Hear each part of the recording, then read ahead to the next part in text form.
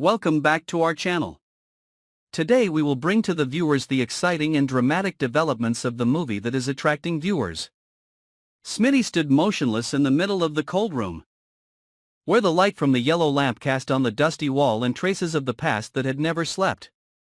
His heart froze when Bill's confession hit his mind, echoing like a knife through each layer of torn emotions. Martin, the friend, the brother, the person Smitty once trusted with his whole life, was hiding a secret so dark that it could break all the truths that he once believed were unshakable. Bill did not say much, just one sentence. But that sentence was enough to make Smitty collapse in his heart. He could not understand why Martin had hidden it for such a long time. Every memory of Martin now seemed to be distorted, warped in the light of the newly revealed truth. And what hurt Smitty the most was not just the betrayal, but the feeling of being used like a pawn in a dark game that Martin had secretly played out years ago.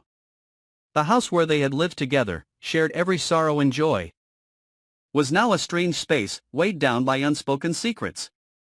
The old photos hanging on the wall seemed to mock Smitty, reminding him of the moments when he had trusted her completely. But the terrible thing was that Martin had not disappeared as everyone thought. He had actively disappeared, creating a fake death to hide a crime that had never been exposed.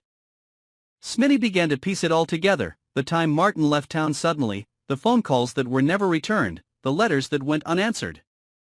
He remembered the last night before Martin disappeared, when Martin's eyes were quiet as if he was suppressing an inner storm. At that time, Smitty had thought it was because Martin was sad about family matters. But now, the truth appeared in a much more monstrous form. Martin was not running away, but hiding. Not because he was being hunted, but because he himself had caused a wound that had never healed. Bill found documents in the locked room in the basement, old newspapers, images from surveillance cameras, even a short diary entry from Martin. In it, Martin confessed to being the one behind the mysterious disappearance of a child in a neighboring village nearly a decade ago. The case had shocked the public, but no one could find the culprit. Martin had secretly created the perfect alibi and then faked his own death. Smitty's pain was indescribable. All his morals were shattered. He remembered the early days of their old video store together, a place where they lived with memories, with nostalgia for seemingly simple things. But it was there that Bill found the first clue to the terrible truth: an old, unlabeled VHS tape, hidden in a dusty box. When he played the tape, blurry images appeared. First a familiar forest, then a sobbing sound, and finally Martin's voice, the unmistakable voice, whispering a strange chant. It was an excerpt from an ancient ritual Martin had studied as an archaeology student. The question now was no longer what Martin had done, but what he was trying to summon. And why that child? Why the ritual of the devil? Smitty seemed to be pushed into a dense fog. The days that follow become a blur, where he can't tell the difference between nightmare and reality. He begins to see Martin in his dreams, not the Martin of the past, but a distorted figure, screaming in despair, as if consumed by his own actions. Smitty can't hold it in any longer. He decides to return to the abandoned house on the edge of the woods where Martin used to hang out in his final years before he disappeared. It's cold, covered in moss, and the walls are covered in strange symbols. In the center of the room is a stone altar, marked by signs of ancient ritual use. Smitty can't understand how someone like Martin, intelligent, calm, emotional, could have fallen so far into this haunting. But the mystery doesn't end there. When Smitty goes through the old recordings, he discovers another recording, this time not just of Martin, but of a child. The child was not murdered, as he had thought. He had been sealed. And Martin believes that only by sealing the child's soul can the gate the rituals were directed at, beyond the gates, be closed. Smitty feels as if he is standing on the brink of another world, where the laws of humanity no longer apply. Every step toward truth is a step back into darkness. He begins to understand that Martin is not just a man, but a symbol of the tragedy of uncontrolled knowledge, of the desire to transcend human limits even at the cost of the soul. What Smitty cannot forgive, however, is that Martin dragged him into that game without warning. He was a witness to a ritual he had no idea about. As a child, Martin had taken Smitty to an ancient temple in the countryside. At the time, Smitty thought it was just a childish adventure.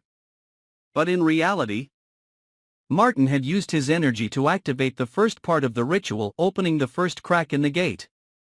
Smitty walked out of the dilapidated house on the edge of the forest like a lost soul, carrying the terrible secrets like a 1,000-ton stone weighing down on his chest. In his hand he still clutched the tape recorder and the ancient stained parchment he had found under the stone altar, a text with strange symbols, containing characters that did not belong to any modern language system. Every step away from that place made his heart tighten, as if the darkness there still clung to his soul, not allowing him to escape the web of sin that Martin had spun. He knew he could not keep quiet. But Smitty also knew that anyone who heard this story would consider him paranoid or insane. Only Bill was the only one rational and courageous enough to face the truth. It was Bill who first suspected Martin, who secretly followed the unusual signs and searched for traces that seemed to have been buried with time. The two began to piece together events, trying to reconstruct Martin's entire journey from the moment he disappeared until the first crack opened. What they discovered turned Smitty's blood cold. Martin is not alone. Behind him is a secret society, men who were once scholars, ancient researchers, astrologers, even fallen priests. They call themselves the Keepers of the Gates. And their mission is to open the path to beyond the gates, a dimension said to be the intersection between the human world and ancient entities that existed before time itself. Smitty cannot understand why Martin would go so far. But slowly, he begins to understand that Martin is haunted after accidentally discovering a map at the bottom of a rare VHS tape box, which was sent from an unknown address. On the map are spiral markers, leading to sacred places forgotten by history. Martin went to each of them, collecting the ritual fragments, piece by piece, assembling the gate-opening ritual. And the most terrible thing was not Martin's intention, but the consequences. That gate, once fully opened, would not only invite the invasion of entities beyond understanding, but also erase memories, shatter the laws of physics, and make everything humans know about the world meaningless. Martin once warned in a recording, when the gate opens, the soul will no longer be the soul. Consciousness will no longer be consciousness. And I will no longer be me. Smitty was no longer just a betrayed person. He had become the final piece in Martin's plan. It was because Martin believed in the latent spiritual power within him that Martin had brought him into the first ritual. The energies that Martin had awakened while he was alive were returning to find him, as if to complete the unfinished contract. Bill, once rational and determined, could not hide his panic. He began to have hallucinations, seeing Martin standing by his bed every night, whispering in a language that was not human. He dreamed of spirals carved into the ceiling, spreading across the town like signs calling to something from beyond the gate. When the two decided to return to the ancient temple in the forest where Martin had performed the ritual, they discovered a subterranean chamber beneath the altar.